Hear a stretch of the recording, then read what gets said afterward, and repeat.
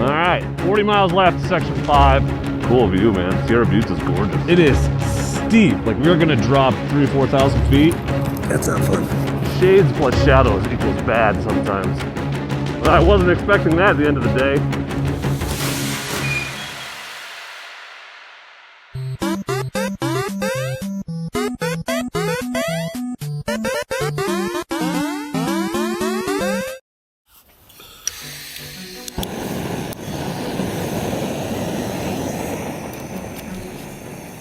The monster stumbles bleary-eyed from its den in search of prey and sustenance.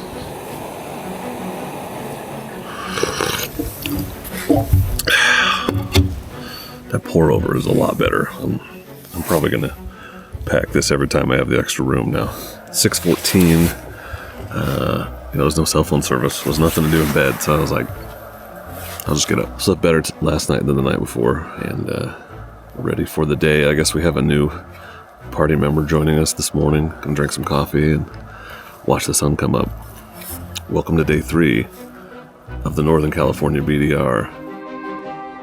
Let's see if Ian's redneck engineering in the woods held up. When you put a gash on a sleeping pad, it doesn't work. It's a sleeping mat. It's a sleeping, yeah. It's a sleeping thingy. Sleeping on asphalt is highly recommended. Is it great for your back? It's really a good treatment for your back. So I recommend trying it. Today's video is sponsored by Quadlock, which has been pretty instrumental in my navigation for this trip, and I'll show you when the sun comes up and you can actually see what I'm talking about. Are you a side sleeper, or? Yeah. So that's really good because your arm just augers into the pavement. And, So we are halfway through section 4. So we did 2.5 sections yesterday, technically. Ian's got the Butler map, and what's nice about this is, 1, you can use it when you're up here where there's no cell phone service, and 2, it shows you which roads are dirt and which roads are paved. And in Gaia, I can't even hardly tell that all the time, so that's super helpful. So did you know you can save 10% of these on butlermaps.com with promo code Dork in the road? Don't pay full price, but these are great maps. So anyway, looking at that, seems like we have some more dirt ahead of us today, including the infamous steep descent into Downieville, so that'll be fun. What's up with the 2 GPSs? Why are you running your phone and the Garmin? I like to do it rally style, so the Garmin is zoomed in pretty far, as you can see, so that I can tell like where the intersections. Okay, I didn't actually touch it. Like, see this intersection? I can tell that I need to go left at the intersection. I like it zoomed in that far so that when I come up on the intersection, I know I don't end up going down the wrong road. But I also like to have some idea where I am in terms of the overall track. So I keep Gaia here zoomed out basically to the length of the track and just have it follow me. And so I know right now we're halfway through section 4. This is section 4, the black line. There's a link in the description if you want to save 10% on a year of Gaia if you use it. The premium is super cool. It's just on the bars where I can see it thanks to the quad lock. But I've got the quad lock wireless charging head here, so I don't have to worry about plugging in or unplugging a charger. I just put it on there. It's always charging passively, even when I'm running the map, so it keeps my phone charged, doesn't drain it over the course of the day. I've got the vibration dampener here, so when we're hitting the rough stuff and or riding at high RPMs with high vibration, it doesn't affect my phone. I've never had a problem with a phone camera running these vibration dampeners. And then it's down here to the, this is the bar clamp bolt mount, which was super easy. This was like a 5-minute install. It's adjustable, so I could put it anywhere I wanted. And with this quad lock setup, I can run my phone vertically, which you saw, but also horizontally. Lots of options here. That's why I like this quad lock setup. And with the charger, it's bomb. It's just plugged into the stock charger here on my 790. So I've been working with Quadlock for 7 years. They were one of the first companies to come on board and help me out by sending me stuff. And like I've said, never had a problem. Crashed a ton of times. Never had a camera fail me. And I'm super stoked on their stuff. So thanks to Quadlock for sponsoring today's video and for helping sponsor this trip and make it happen. There's a link to their website in the description. And highly recommended. In the process of packing up, I'm on my second cup of coffee. Jeff's got his tent packed up. Ian is lagging behind. Yeah, he's back in he loved the concrete, or the blacktop so much, he went back to sleep. Okay, so our special guest has arrived. It's Ken. It's his birthday, but he's the one giving out presents because he has 2, for some reason, sleeping pads.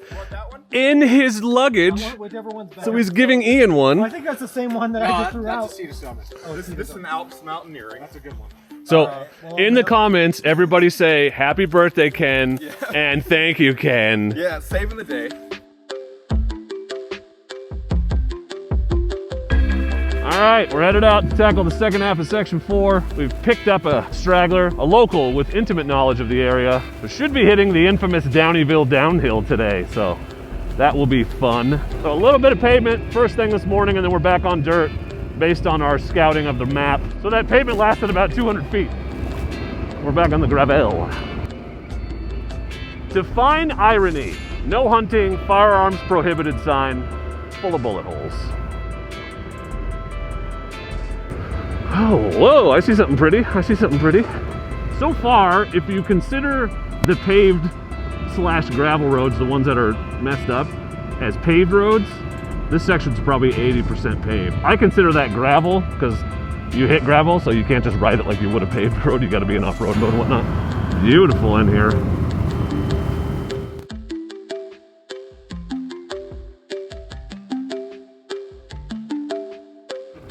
So I will say the biggest takeaway about the 790 so far is that the stock suspension is very stiff. So I'd rather have it too hard than too soft. I don't want to be bottoming out all the time, but it does make for a harsh ride.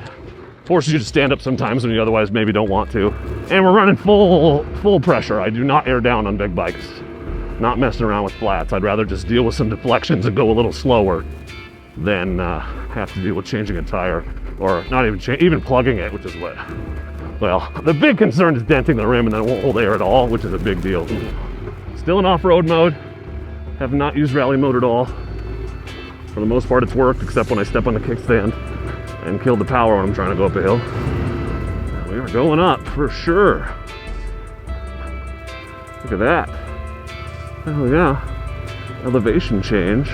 I will say I've been complaining about the video not showing things, and by the video I mean the official movie, but the point of the official BDR film is to get you hyped to ride the route. So of course it focuses on the highlights and the coolest views and all the neat stuff you can visit, and not on the, you know, the nitty-gritty in and outs of the day-to-day riding. So, but that's what I want my video to do, so you can watch it and decide if you want to ride the route. That's what I try to do with these anyway. That's why they're so much longer. So this is a good indicator of this section. How much do you like chunky, loose, rock, steep stuff with a lot of rain ruts? So now we're off onto Soda Springs Road. This is freshly graded. Look at that. Freshly graded, smooth. Love it.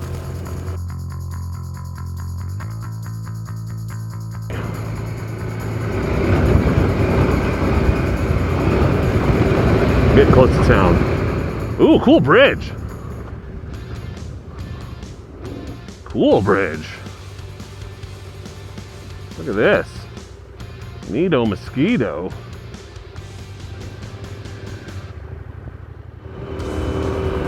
Yeah. No shortage of views. Holy crap. Almost to the lake and then the turn right to Truckee.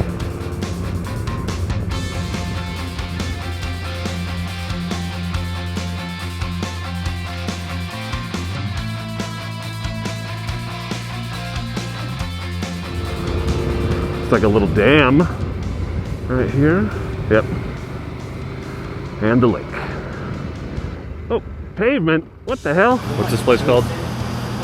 Cold Spring Store, I think. Sure, that's what it's called. Okay, so we're in Truckee, end of Section 4, beginning of Section 5. Trying not to eat like crap on this trip because, you know, you need energy to keep riding all day, and I don't want to have stomach issues from eating fast food and have to make an emergency pit stop in the woods because that's not fun. What is this guy doing? Should not be doing this in the street, that's for sure.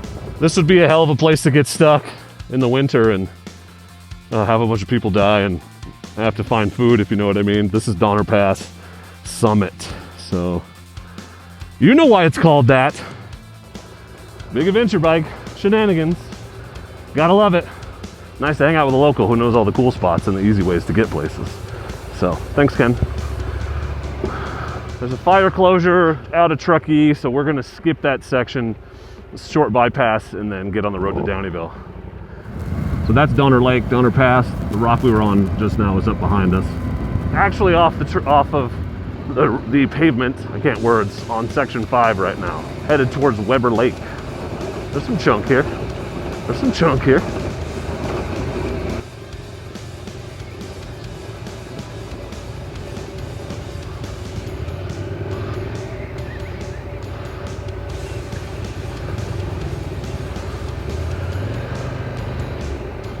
So this is right off the route. Apparently Weber Falls is right down here. Looks like we're stopping here. All right, love it. That's the falls, and there's a cool swimming pool over there. What's really impressive is this canyon. Holy crap. So the road has gotten a little better, a little faster for the last few miles. So we've been on pavement for, I don't know, 10 minutes. We got this beautiful lakeside single lane pavement road. That's Jackson Meadows Reservoir. This is Milton Reservoir, section 5, NorCal BDR. What a spot this is. I'd love to camp here. Yeah, good spot for kayaking. I come out here quite a bit. That's awesome. Oh yeah, I got a little lake and a big lake. Damn, that's ugly. Hate it. Absolutely hate it. Beauty. Oh, these concrete dams making these little reservoirs out here. Yeah, look at that. Well, some elevation change here. Some rocks if you're into that kind of thing. And if you're not into that thing, well, there's still rocks.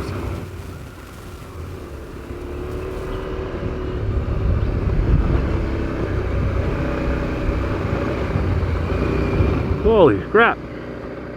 Up to 6,600 feet. Look at them, they're mountains. Them's pretty mountains. All the way on the left, the second tooth from the left has a little tiny tower on it.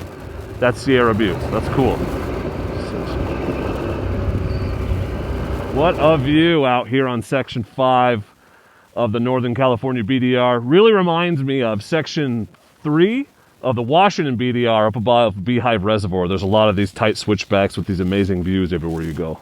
Okay, I want to show you guys something because I've never seen this before. If you click on the route and then you scroll up, you get a relief map, right? How the elevation changes. Look at this. Right here, this is where we are. See that yellow?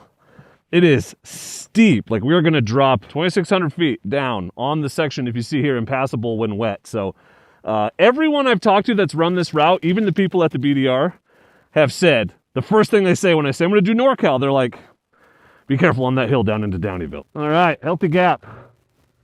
Now when this gets muddy, you cannot ride it up or down. It's impassable. It says so right on the map, so this will be fun. I've heard tales of people cooking their brakes on this drop. So we're gonna take it easy, watch your speed, not gonna gain too much momentum, and use the old engine braking. And we'll be just fine. Oh, we're going up before we go down, great. Might as well get some more elevation before you start going down, right? It's loose rocks and light dirt on top of hard pack, which is slippery. There's a whole bypass for this, so if you come here and it's wet, don't come this way, take the green bypass. If you watch this and you're like, that's too steep, take the bypass. It's there for a reason.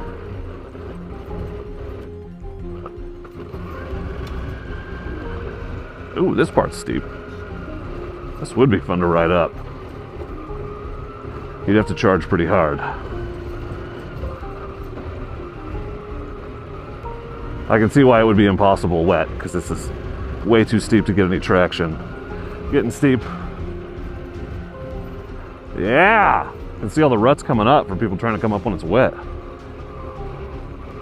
Gonna take her nice and easy. Okay, I take back what I said. I think there are some sections that are worthy of concern. Okay. Switchbacks are a little tougher. So you gotta turn sharp on steep. We just engine brake down at first. It's still flying. Look at that. Damn. Still doing 25.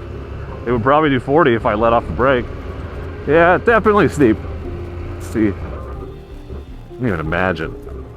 Like, I don't know what would be worse, going down this wet or coming up it. I guess coming up it, you just don't get very far and you just slide right back to the bottom. Going down, once you start, you're going down. Like, there's no stopping. So I guess going down is worse. The steering is sort of important, I've been told. Oh yeah, dude, this is, yeah, you gotta be good on the brake. I would skid if I wasn't careful. Definitely the bottom half is much worse. It's steep, dude. Ooh.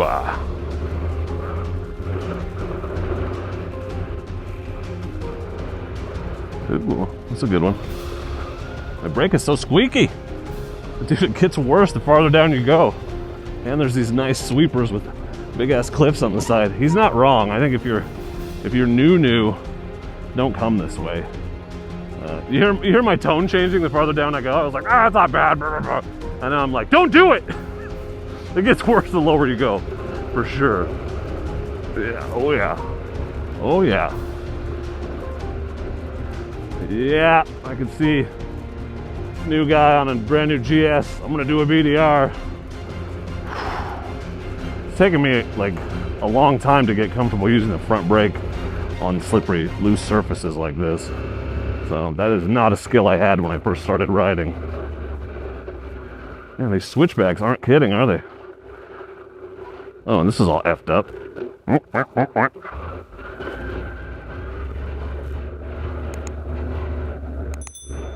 Oh, is it paved now? Oh, it's paved now. Okay, that helps. Traction is maximized. The paper just ends right there. Like, what if you just thought it was paved and you came up this far and you're like, oh no. Hey, I think we made it. I think we made it. Looks like we made it. Man, you just go right into that guy's Bobcat if you miss it. Anyway, that was the crazy Downieville hill. We survived. At first I thought it was oversold, and then I changed my mind. So it was not. Avoid it unless you're very comfortable with a very long, very steep, very loose downhill. What publication do you write for? ADVpulse.com. And do you have socials that people can follow? Yeah. On Instagram, I'm at KennethM88. Okay. Aptly named. Yeah, right. Wow, how'd you come up with that? Yeah, real creative guy here. Ooh, what you got there? Same one. What is it, coffee? Yeah, special chip.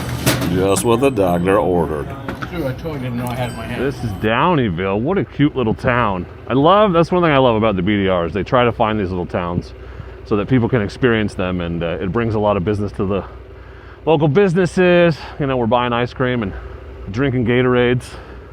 All right, let's head out, boys. Okay, 40 miles to go. Let's do it. Beautiful river to the right. Oh, that airflow is sublime. So about 5 miles of pavement outside of Downieville. This is the regular route. The expert section that goes to Sierra Buttes is over there on the right. So we're not going to Sierra Buttes tonight. We don't have time, but we weren't going to anyway.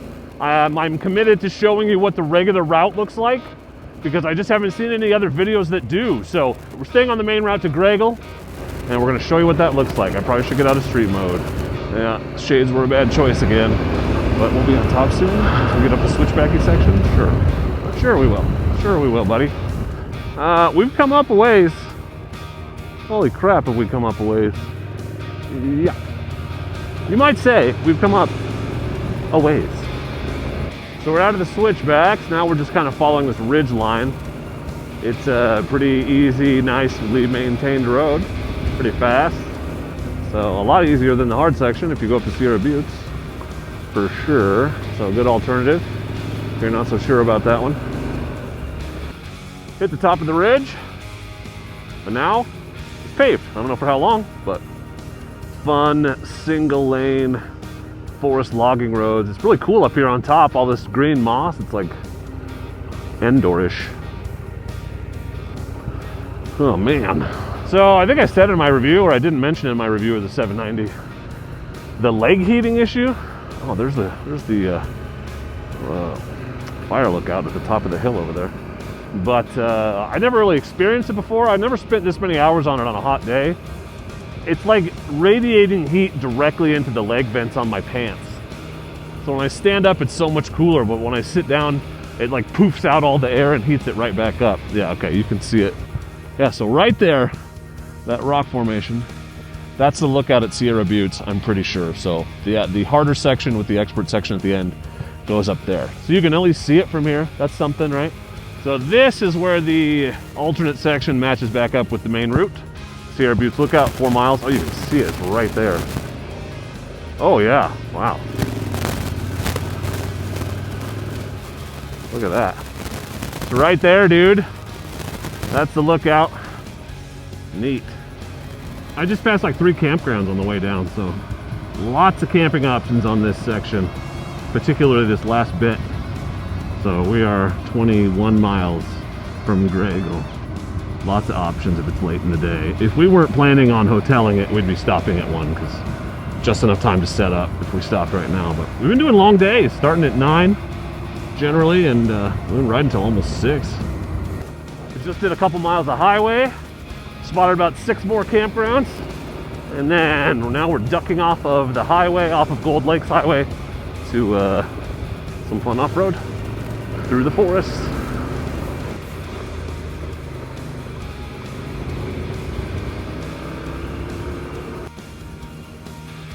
It's so sharp, it's like fresh. Yeah, you could get massive air off of that if you wanted to. You almost don't have a choice. I wasn't expecting that at the end of the day. Well, we've come down quite a ways. So that was some fun 2-track there for a bit. Still not too bad. Kind of 2-tracky. More of a road though.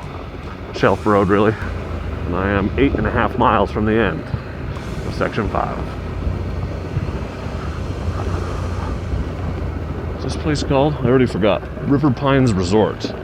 Cute little place. They had 3 rooms for us. So I'm unbelievably stoked.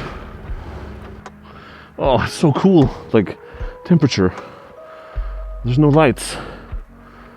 Huh. The light switch is right by the door, dummy. Doesn't do anything, dummy. Okay, this is cute. This is cute. Yeah, I can get into this. I already did. I'm going to be 100% honest with you. I love camping, I really do, but I'm pretty stoked to be in a hotel room right now. I needed that shower. It was life-changing. That's how good it was. We're over halfway. I did the math. There's like 420 miles left. So I guess it gets a lot more technical and rockier from here on out. So starting with a steep rocky climb out of Graegle. It's Graegle, by the way, because like after Chief Graegle, I asked the lady at the desk. I was like, Graegle. Well, before I turn in, I just wanted to say thank you for watching. Please subscribe if you want to see the rest of the videos in this series. I want to say thank you again to Quadlock for sponsoring this video and for hooking me up with the setup that I'm using to navigate. Forgot to mention this morning, not only is it cool to have the 2 screens because you can have one zoomed out and one not, but it's also a great backup because I don't know if you remember, but my Garmin quit working on me day 1 of the Oregon BDR last year and I had to navigate the rest of the time on my phone. So having the redundancy on a trip like this is pretty important. You can't really do this trip without navigation. The paper map is fine, but it's not detailed enough. It's for planning, it's not for navigation in the field. So you need some kind of navigation, so I like to double up on that. So thanks to Quadlock for making that possible, helping me keep my phone handy, visible, and charged on the whole trip. And of course, I'll link to their website for you in the description if you want to check that out, and I'll put some links to my setup that I'm using. But for now, as always, I just want to say thank you very much for watching. Please do not forget to be excellent to each other. Thank you. Excellent! Next time on Dork in the Road. Okay, it's been too long. You can hear him on the radio, but we can't make out what he's saying. He's not dead, but we don't know where he is.